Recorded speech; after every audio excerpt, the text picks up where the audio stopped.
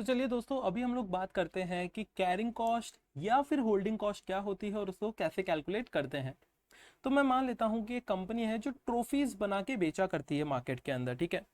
अब मेरी बात समझिएगा, मान लेते हैं उस कंपनी को टोटल 500 साल भर में ट्रॉफीज चाहिए। अब देखिए, साल भर में 500 ट्रॉफीज चाहिए तो एक बार में तो सारी नहीं मंगवा के रख लेंगे ना। मान लेते हैं एक बार में वो सिर्फ 50 ट्रॉफीज अपने पास में मंगवा के रखते हैं, जो कि आप लोगों को यहाँ पर टोटल दिखाई दे रही है। ये 10-10 की 50 ट्रॉफीज यहाँ पे एक बार में मंगवा रहे हैं। एक बार में मंगवा रहे हैं, जिसको क्या बोलते हैं, जिसको री ऑर्डर क्वांटिटी बोलते हैं। कई सिचुएशन में इसको ईओक्यू भी बोल सकते हैं, but that is a different discussion. तो अब मेरी बात समझिएगा, जब ये ट्रॉफी मंगवाएंगे एक बार में, तो क्या 500 ट्रॉफी का 500 ट्रॉफीज का खर्चा लगेगा या फिर 50 ट्रॉफीज का खर्चा लगेगा? आप बोलेंगे सिंपल सी बात है, एक बार में तो 50 ट्रॉफीज ही आ रही है ना, तो 50 ट्रॉफीज के हिसाब से खर्चा लगेगा।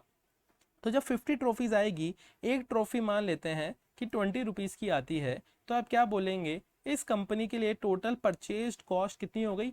1000 रुपीज़ टोटल परचेज कॉस्ट हो गई इन सारी ट्रॉफी को खरीदने के लिए। अब एक बात सोचिएगा, देखिए 1000 रुपए इस कंपनी के पास में भी तो होने चाहिए ना, तभी तो ये जाकर ट्रॉफी खरीद कर लेकर आएगी। अब एक बार के लिए ये कंपनी क्या करती है, 1000 रुपए चाहिए इसको, तभी तो ये ट्रॉफी लेकर आएगी। तो ये क्या करती है, कोई लोन शार्क के पास जाती है। अब लोन शार्क क्या होता है? जो लोग लोन दिया करते हैं हैवी इंटरेस्ट रेट के ऊपर। तो ये कंपनी जाती है एक लोन शार्क के पास में, और लोन शार्क क्या बोलते हैं कि जो मेरी इंटरेस्ट रेट है वो है 12%। तो जब भी 1000 रुपए का लोन लिया जाएगा तो उसके ऊपर 12% इंटरेस्ट लगेगा। तो बेचारी इस ट्रॉफी कंपनी के ऊपर टोटल इंटरेस्ट का खर्चा कितना हो जाएगा, जो आप देख पा रहे हैं, 120 रुपीज़ का इंटरेस्ट का खर्चा हो जाएगा। तो जो 120 है वो इंटरेस्ट का खर्चा हो गया है इस कंपनी के लिए। उसी इंटरेस्ट के खर्चे को हम लोग क्या बोलते हैं, उसको बोलते हैं कैरिंग कॉस्ट, ठीक है। अब देखिएगा, कैरिंग कॉस्ट का फील समझिएगा कि इसका मतलब हो गया कि आपने ये जो 50 ट्रॉफीज लेकर आए हो, इन 50 ट्रॉफीज को कैरी करने की वजह से, फैक्ट्री में लाने की वजह से आपके क्या क्या खर्चे हुए हैं, उसको बोलते हैं कैरिंग कॉस्ट। अब मेरी बात समझने की कोशिश ध्यान से कीजिएगा कि देखिए, एक कंसेप्ट है कि कैरिंग कॉस्ट हमेशा आधी होती है, ठीक है।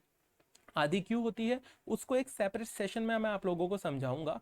बट अगर आपको अभी लग रहा है कि लोन शार्क का जो इंटरेस्ट रेट है वो है 12%, 120 इंटरेस्ट है, तो आपको लग सकता है कि कैरिंग कॉस्ट 120 की होगी। बट वो 120 नहीं होके आधी होती है। आधी का लॉजिक सेपरेट सेशन में, ठीक है।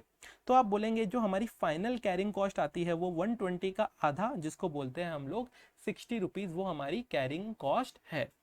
तो देखिए, कैरिंग कॉस्ट का फील समझिए कि एक बिजनेस चल रहा है, अब उसको वेयर हाउस भी लेना है, तो वेयर हाउस का किराया देना पड़ेगा, जहाँ पे सामान रखना है, तो सामान रखने की वजह से वेयर हाउस का किराया दिया जाएगा, वो भी कैरिंग कॉस्ट है।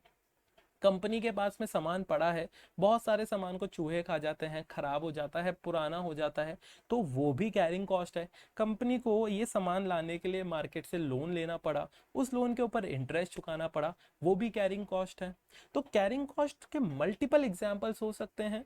तो इसका कैलकुलेटिव पार्ट जो है वो अभी हम लोगों ने यहाँ पर समझा। अब इसी चीज को ये लोग फॉर्मूला के थ्रू बताते हैं। अब देखिए, मेरी बात समझिएगा, ये 500 का यहाँ पर कुछ भी रोल नहीं है। ये जो 500 है, इस 500 का यहाँ पर कुछ भी रोल नहीं है। क्यों? क्योंकि भाई, आप जो भी पैसा लगाओगे इन ट्रॉफी में, एक साथ तो साल भर की ट्रॉफी खरीदोगे नहीं। सिर्फ और सिर्फ एक बार में जितनी ट्रॉफीज आप खरीदोगे, सिर्फ उतने उतने क्वांटिटी का ही रोल है। तो इन्होंने फॉर्मूला क्या बनाया कैरिंग कॉस्ट का, कि carrying cost is equal to E O Q, या फिर जिसको हम लोग ई ओ क्यू नहीं बोल के इसको दूसरा नाम दे सकते हैं, इसको बोल सकते हैं हम लोग आर ओ क्यू बोल दो एक तरीके से।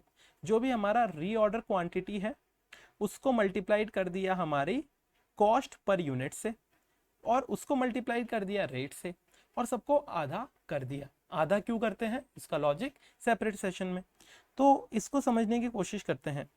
आप बोलेंगे देखिए, हमारी जो ऑर्डरिंग क्वांटिटी है, एक बार में हम लोगों ने 50 ट्रॉफी मंगवाई, और उसको एक ट्रॉफी का जो खर्चा है, एक ट्रॉफी की जो रेट है वो है 20। तो आप बोलेंगे एक तरीके से देखिए, हमारे 1000 रुपीज़ का अभी तक खर्चा हो चुका है। इस 1000 रुपीज़ के ऊपर इंटरेस्ट की रेट क्या थी, आप बोलेंगे वो थी 12%।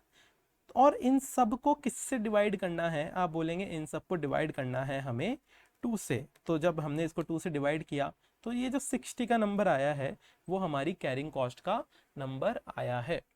तो आई होप कि कैरिंग कॉस्ट का फॉर्मूला कैसे बनता है वो आप लोगों को मेरी बात अच्छे से समझ में आई होगी। So thank you for this session and आपने अपना टाइम दिया। आई सी यू नेक्स्ट टाइम।